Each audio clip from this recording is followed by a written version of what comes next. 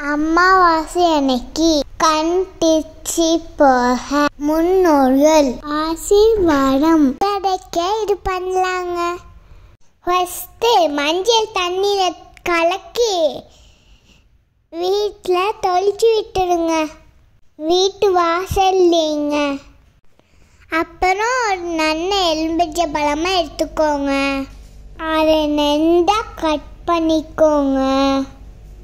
அப்புறமா ரெண்டு பக்கத்துலேயும் குங்குமத்தை நல்லா தடவிக்கோங்க. அப்புறமா கொண்டு போய் வீட்டு நிலவுக்கு முன்னாடி ரெண்டு பக்கமும் மேலே பார்த்த மாதிரி வச்சிருங்க. அப்படி வைக்கிறதுனால கந்திஷ்டி போயிடும் நம்பிக்கைங்க. நல்லது நடக்கும், பாசிட்டிவ் வைப்ஸ் கிடைக்கும்.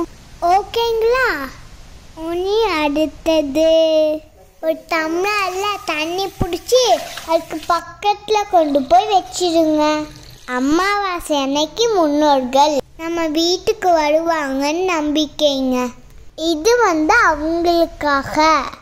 அப்புறமா ஒரு விளக்கெடுத்து எண்ணெய் ஊற்றி திரி போட்டு அதுக்கு பக்கத்துலேயே வச்சு பற்ற வச்சிருங்க.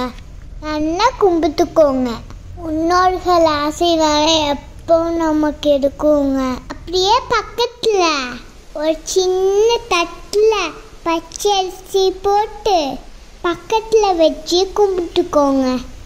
இப்படி கும்பிடுறதுனால சந்திர பகவானோட ஆசையும் கிடைக்கும்.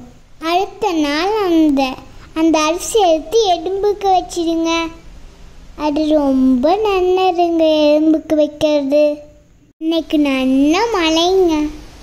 இன்னைக்கு கிருத்திகையும் இருக்கிறதுனால நம்ம வீட்டிலே இருக்கிற வெத்தலை செடியில் வெத்தலை பொடிக்கலான்னு போகிறோம். நல்ல வெத்தலையை பார்த்து ஒரு 6 வெத்தலை பொடிச்சிக்கலாங்க. பார்க்குறக்கே பாருங்க எவ்வளோ தலை இருக்குன்னு. பச்சையாக அழகாக இருக்கு. எனக்கு வெத்தலை ரொம்ப பிடிக்கும். நான் அப்பப்போ பொடிச்சு சாப்பிட்டுப்பேன். வெற்றியில் பொடிச்சு சாமியை கும்பிட்டா நமக்கு வெற்றி நிச்சயங்க.